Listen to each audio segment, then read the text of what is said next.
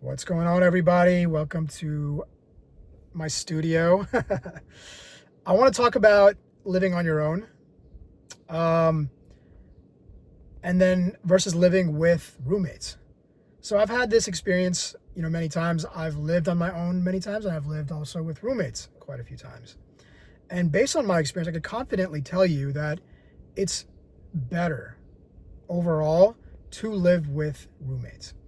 It's just healthier from a mental health perspective, from a social skill perspective, from just a overall development perspective and a learning about life and other people uh, perspective, I guess you could say. Not just perspective, but like reality, really.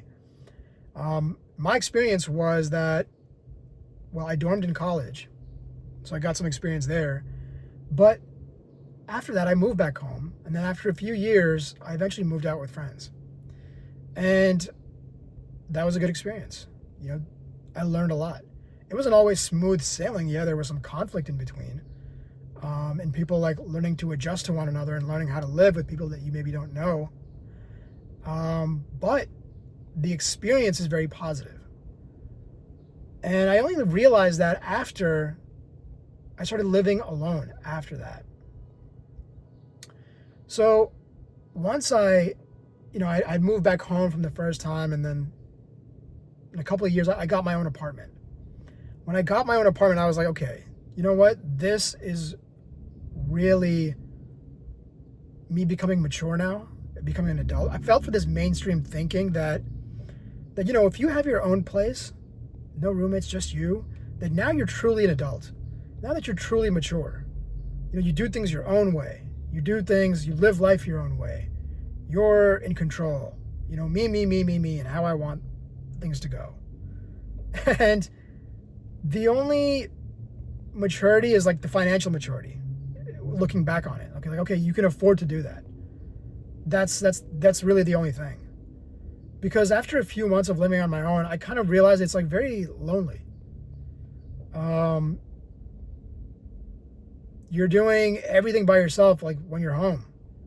And it's cool, like I have the freedom. I can come home and like whatever. I can just be butt naked if I want to. I can do whatever I want, right? I can like play whatever music I want. But how much does an individual need to serve themselves, right?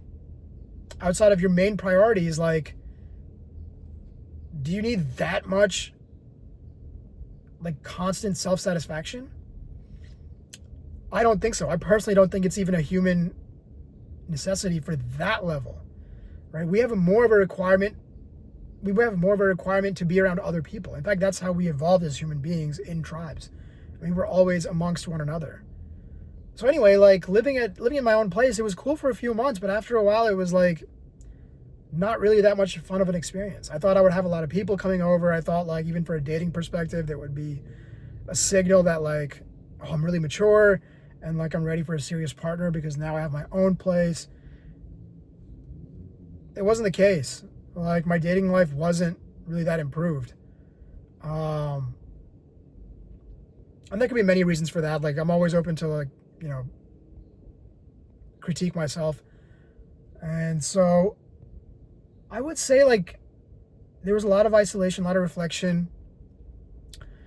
And that could be my own like social life, but you just by the fact of living by yourself, you are naturally going to be alone many times. Many times where like you could actually, instead of eating by yourself, eat dinner with a roommate. Where let's say you're cleaning the place all by yourself, you can clean with a roommate. Where you're sitting around watching a show, you could sit there and watch it with a roommate. Right? You can actually have a conversation. You can actually like talk about your life with somebody else and learn about theirs. You're just catching up on, oh, hey, how's your week? Yeah, how's work? Oh, what's going on with that thing you were, whatever, that museum you went to, how was that?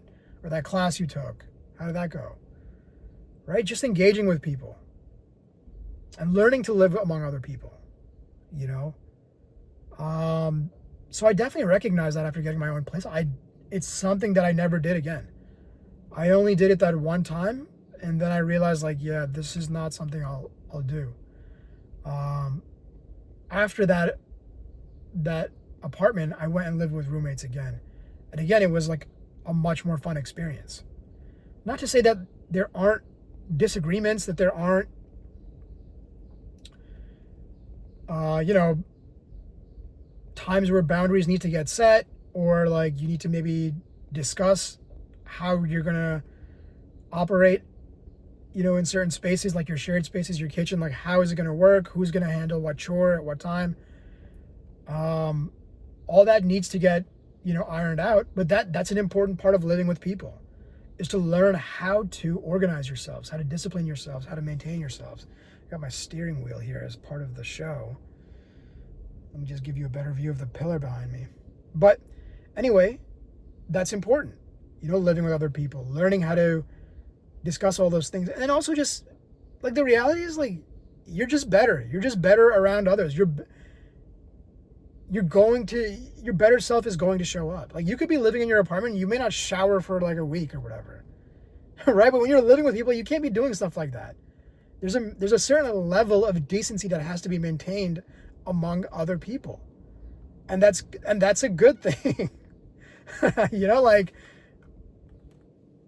we should have that.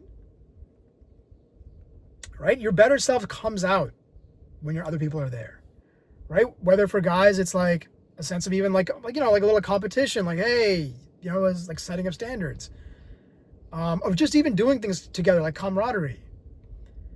And again, the social skills of keeping up with one another. So like, I'd moved in with friends, and again, I had like a really good time, you know? And after that, I had actually gone to Los Angeles and lived so this was like I'd moved back home because of pandemic, and then after pandemic, I moved to Los Angeles. And there I lived in a co-living space. And that was a great experience, looking back on it. It was a co-living is like kind of a space where like all different kinds of people can move in and out. Like, you're kind of renting the room, but you have a shared apartment. And so many people there's many rooms, and people are like moving in and out of rooms. And so I met a lot of interesting people there. I met people from India. I met a girl from India. I met a girl from Ukraine. I met this older guy, like, who had lived in LA his whole life, who was like rebuilding his life. I met a guy from Israel, a young kid. I met actors. Like, I just met so many different kinds of people.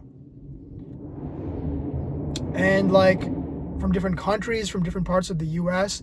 And you're learning to live together in the shared space. You have this kitchen you have to maintain together. You have a trash you have to throw out together. You have to clean this place together. And you have to organize yourselves and decide how to do that. And then the fun, the joy of it is like learning about one another, learning about each other's lives, like doing stuff together, like simple stuff, getting food, you know, just making friends.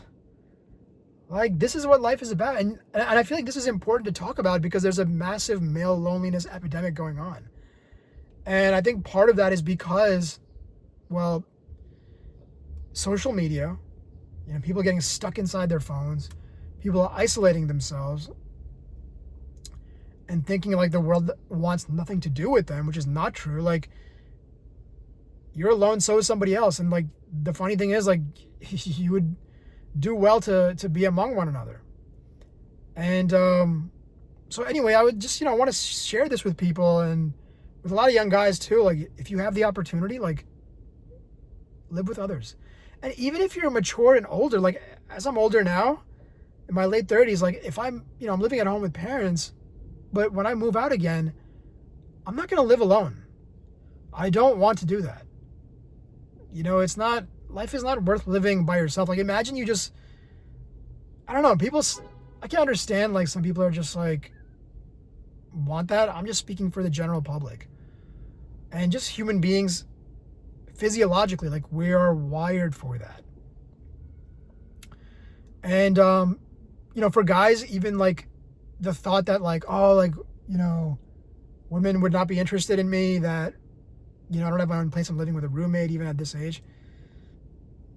Bro, I mean, I can't speak on it too much because I'm not like, you know, I don't have some crazy dating life. But when I lived in LA, I had roommates. Like, I was going on plenty of dates. So I don't think it's that big of a deal. I, think it's more just like when it comes to that, like if you have a strong personality, if you have confidence, you believe in yourself and your values, that's what comes across, I believe. Being a single guy, I mean, obviously, like, I'm not the one to like give you the best dating advice, but I feel what I'm saying is sort of evergreen. It's, it's a true thing regardless, if you're, trying to date or make friends or whatever it might be, just be organically yourself and like be positive and don't feel bad that, I have roommates or whatever. It's a much more enriching experience. I've met so many cool people over the years living with roommates. It's enriched my life. I've learned a lot. I've learned how to interact with people. You learn about social interaction. You learn how to read people, right? If you're kind of around the same people all the time, you kind of don't, maybe you assume that like certain behaviors are just like how all people are, but you learn people are very different. People have different styles of communication, of expressing their emotions. It teaches you how to learn to read emotions. There's just so much to it, man. Like, I'm rambling, I know, but I would really encourage anyone who's having maybe a dilemma or is in a situation to consider what I'm saying and to probably try to live with people, more than not. So that's all I gotta say. Just sharing some knowledge from my life experience.